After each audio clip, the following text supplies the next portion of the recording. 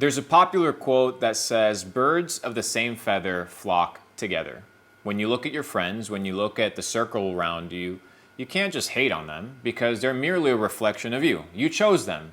They didn't just fall on your lap and you're unable to hang out with them or you're unable to separate yourself from them. You're intentionally selecting the people that you want to spend time with. Now, the people that you spend time with are often very similar to you, or if not, they have a massive impact on who you are. So if you want a better job, if you want to become an entrepreneur, if you want to make more money, why wouldn't you surround yourself with individuals that have that same desire, that have that same tendency? If you're hanging out with losers, if you're hanging out with druggies, if you're hanging out with people that are pessimistic, what do you think is going to happen to you? Inevitably, that's going to rub off.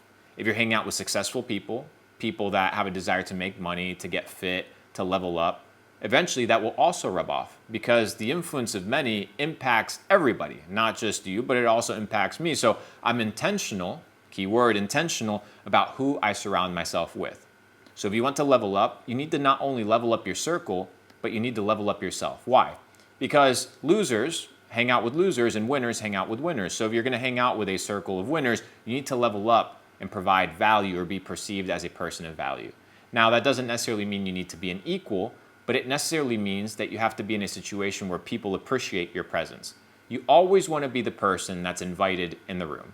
That means you have to be respected, you have to be well educated, you can't look like an absolute loser and a scrub, and you have to be able to provide value in some way, shape, or form. Now, oftentimes I go and hang out with successful people that make a lot of money, and they don't want to make more money. They want to learn how to become healthier. So maybe you provide value in that aspect. Maybe they want to integrate into a new niche or they want new connections. So maybe you can provide value in that aspect. And if you're like, Luke, I have no value to provide, then figure out how you can learn those skill sets and how you can become valuable. And then inevitably, these people will begin to be attracted to you. The people that are dragging you down, you need to be able to cut them off. Why? Why would you have them around? They're leeches. They're sucking away the energy from you, right? They're draining you every single day with their mindset, with their perspectives, with their limitations, and inevitably, you'll begin to believe that too. Now, I prefer to have the delusion of abundance than the delusion of scarcity. So I surround myself with people of the like mind.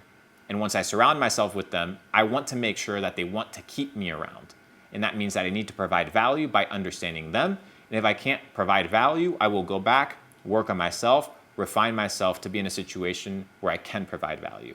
And if you want to level up in your business, if you want to level up in your personal life, you have to level up your circle because you're only as good as the people that you surround yourself with.